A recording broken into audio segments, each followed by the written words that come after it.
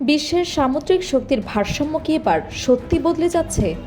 একসময় যে চীনের হাতে ছিল না কোনো শক্তিশালী নৌবহর, আজ সেই দেশই কি পারমাণবিক সাবমেরিন এবং আধুনিক ডেস্ট্রয়ারের দৌড়ে রাশিয়াকেও ছাড়িয়ে যাচ্ছে?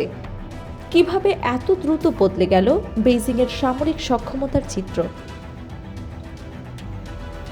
সমুদ্রের গভীরে কি শুরু হয়েছে এক নতুন তুরুপের তাস প্রদর্শনী?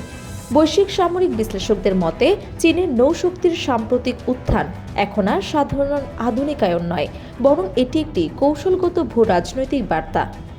পারমাণবিক সাবমেরিন থেকে শুরু করে অত্যাধুনিক ডেস্ট্রয়ার, সব মিলিয়ে বেইজিং যেন সমুদ্রকে পরিণত করেছে এক অদৃশ্য যুদ্ধক্ষেত্রে।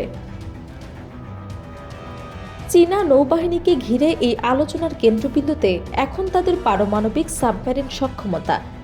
যেই দেশ একসময় এয়ারক্রাফট ক্যারিয়ার তো দূরের কথা, কার্যকর নৌ প্রতিষ্ঠান গড়তে সংগ্রাম করছিল, আজ সেই দেশই দাবি করছে বিশ্বের দ্বিতীয় বৃহত্তম পারমাণবিক সাবমেরিন শক্তির অধিকারী হওয়ার অবস্থানে পৌঁছে। সামরিক বিশ্লেষকদের মতে এটি শুধু সংখ্যা নয়, বরং প্রযুক্তিগত গভীরতার এক কঠিন বার্তা। এদিকে রাশিয়ার দীর্ঘদিনের নৌ আধিপত্যকে চ্যালেঞ্জ জানাচ্ছে চীনের নতুন প্রজন্মের ডেস্ট্রয়ার, যেটিকে অনেক বিশ্লেষক মারণাস্ত্রের ভাসমান দুর্গ হিসেবে আখ্যা দিচ্ছেন।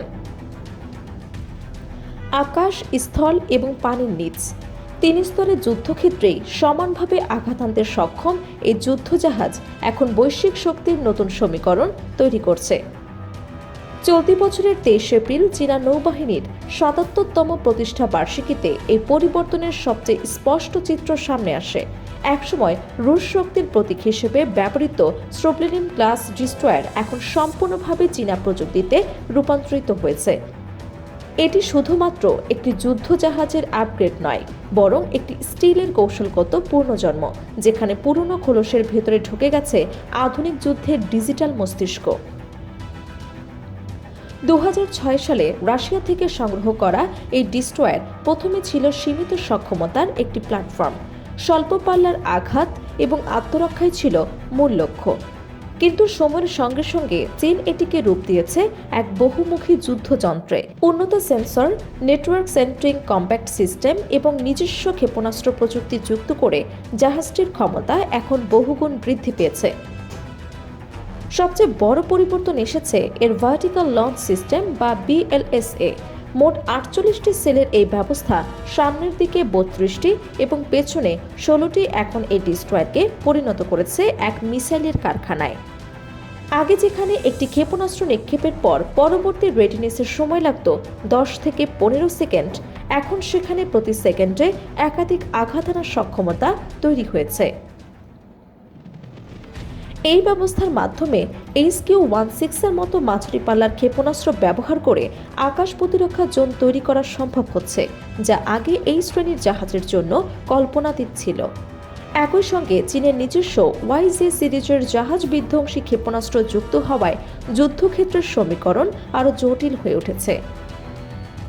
বিশ্লেষকদের মতে YJ-12 ক্ষেপণাস্ত্র এখন রুশ মস্কিট ক্ষেপণাস্ত্রের সরাসরি প্রতিদ্বন্দ্বী, যেখানে পুরনো রুশ প্রযুক্তির পাল্লা ছিল 120 থেকে 240 কিলোমিটার, যেখানে YJ-12 আঘাত হানতে পারে 400 থেকে 500 কিলোমিটার দূরের লক্ষ্যবস্তুতে। শব্দের চেয়ে 3 থেকে 4 গুণ দ্রুতগতির এই ক্ষেপণাস্ত্র প্রতিপক্ষের রাডার ব্যবস্থাকে ফাঁকি দিতে সক্ষম, যা এটিকে করে তুলেছে এক স্টিলের বজ্রপাত। সবচেয়ে ভয়ঙ্কর দিক হলো এই জাহাজ এখন শুধু সরাসরি লক্ষ্য নয়, বরং স্যাটেলাইট এবং ড্রোন ডেটার উপর ভিত্তি করে দিগন্তের ওপারের শত্রুকে ধ্বংস করতে সক্ষম। 1 মিনিটে 30টির বেশি ক্ষেপণাস্ত্র নিক্ষেপের সক্ষমতা এটিকে পরিণত করেছে এক চলমান যুদ্ধ ঘাঁটিতে। তবে আশ্চর্যের বিষয়, এই বিপুল পরিবর্তনের মাঝেও চীন ইঞ্জিন সিস্টেমে বড় কোনো পরিবর্তন আনেনি। বিশ্লেষকদের মতে এটি ইচ্ছাকৃত কৌশল, যাতে খরচ নিয়ন্ত্রণে থেকেও যুদ্ধ ক্ষমতা সর্বোচ্চ পর্যায়ে রাখা যায়। সব মিলিয়ে চীনের এই নৌ উত্থান এখন আর কেবল সামরিক উন্নয়ন নয়, বরং বৈশ্বিক শক্তির মানচিত্রে এক নতুন ভূমিকম্পের ইঙ্গিত। রাশিয়া, যুক্তরাষ্ট্র এবং অন্যান্য নৌশক্তির দেশগুলোর জন্য একটি কঠিন সময় স্টিলের চ্যালেঞ্জ, যার প্রভাব আগামী দিনের সমুদ্র যুদ্ধের কৌশলকেই বদলে দিতে পারে।